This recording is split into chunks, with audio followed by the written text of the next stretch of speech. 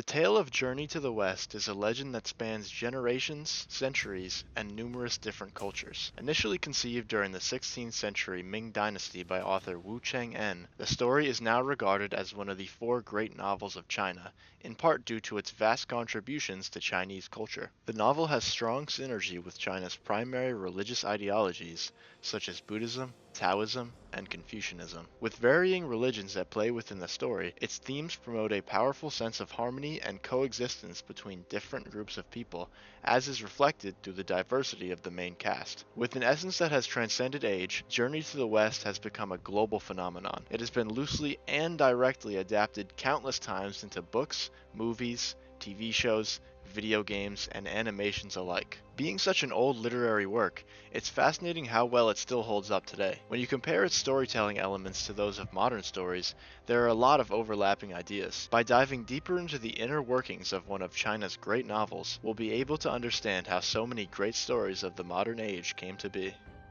The influence of Journey to the West goes far beyond the range of Western and Chinese culture, most notably with Japan taking heavy influence from the novel in manga and in anime.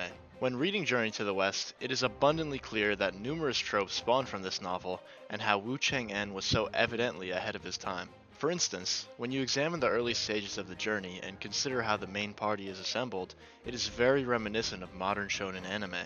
In the earliest chapters of the novel, the main character, Xuanzang, a virtuous monk of the Tang Dynasty, is assigned the heavenly task of retrieving the Buddha's sacred sutras from the West and returning them to the land of the East. Oh, that's why they call it that. With some guidance from the goddess Guanyin, Xuanzang sets out on his pilgrimage to retrieve the sutras and encounters several wacky ensemble characters along the way, one of which is the Monkey King, son Wukong, who has been imprisoned under China's Five-Finger Mountain for over 500 years. In making a pact with the gods for a chance at redemption and immortality in exchange for his assistance in Xuanzang's journey, Wukong is given spiritual restraints that control his aggressive behavior and keep him as a functioning member of the group. But Monkey is just the first to join the crew. Following shortly behind him are the remaining disciples, Pigsy, the Sand Monk Sha Wu Jing, and the White Dragon Horse Yulong. But what's important about all of this is the way that these characters all join forces. It's a concept we see in all kinds of modern stories, including Japanese anime and even Western classic stories. It is the idea of a ragtag group of characters all joining together in pursuit of a common goal, which, in the case of Journey to the West, concerns the alignment of divine journeys. This is not to say that Journey to the West was the original pioneer of ensemble casts and intertwined characters, but it deserves its credit as a catalyst for future storytelling that has followed its structure. And considering how many adaptations and iterations of the story have surfaced over the years, it is evident that its narrative has been influential. Over time, it has evolved into a baseline formula for this kind of storytelling. For example, one of the most popular and long-running anime series of all time, One Piece, builds the backbone of its story and characters upon the shoulders of Journey to the West. The main character, Luffy, who I'll later discuss shares a striking amount of similarities with Sun Wukong, sets out on an adventure across the vast ocean, with the main goal of becoming the king of the pirates and finding the One Piece, the greatest treasure the world has ever known, which will grant its bearer wealth, fame, power, and most importantly, freedom. His pirate crew is progressively assembled in a similar structural manner to Journey to the West, through purposeful and methodical means. By joining forces with Luffy, they all make a pact to aid each other in the respective goals of their lives, and helping him make that change in his life will enable each and every one of them to follow suit. The nature of Journey to the West is very similar in that regard. The primary goal of Xuanzang and the overall group is to retrieve the Buddhist sutras and bring them back to the East. But beyond this main goal is a crucial path towards enlightenment. Each of the disciples finds themselves in search of self-discovery and atonement for their past mistakes. After all, the reason that Monkey was trapped under the Five-Finger Mountain in the first place is that he quite literally rebelled against the entirety of heaven and the Jade Emperor. So his journey of redemption is an essential one, to say the least.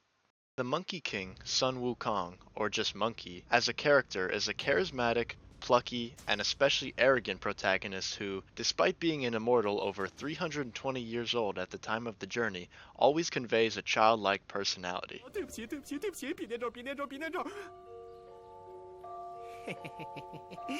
师傅不在这儿。 It is these character traits, rooted in a sense of impulsion, optimism, and confidence, that have made the monkey resonate so deeply with Western audiences. Despite not being the true main character of Journey to the West, Monkey lends himself to being the flashiest and overall most beloved aspect to come out of the novel. You can find elements of Sun Wukong scattered across countless manga and anime protagonists, most notably including Dragon Ball and One Piece. Dragon Ball's Son Goku is derivative of Sun Wukong in the essence of his name, along with his magical staff and Nimbus Cloud abilities, as well as his monkey tail. He also embodies the hot-headed and boisterous nature of the Monkey King to a T, and harbors the same sense of unrelenting determination. It's no coincidence either. The manga's creator, Akira Toriyama, is known to have based the series directly on Journey to the West. As far as more indirect inspirations go, the character of Monkey D. Luffy is inspired by Son Goku himself, and Sun Wukong by proxy. Although Luffy shares no relation in species to the Monkey King, his rambunctious personality and impulsive nature liken him to Sun Wukong in many ways. He's stubborn, will tackle any challenge that gets thrown his way, and is a little bit airheaded. Care for an apple? Do you take us for idiots? We'd never trust food from someone like you. Hey, look, apples! Sensing a pattern yet? That's because so many major protagonists in shonen embody this similar archetype. And looking at the chokehold this side of pop culture has on fans all over the world today, it's only fair to point out the direct domino effect caused by none other than Journey to the West.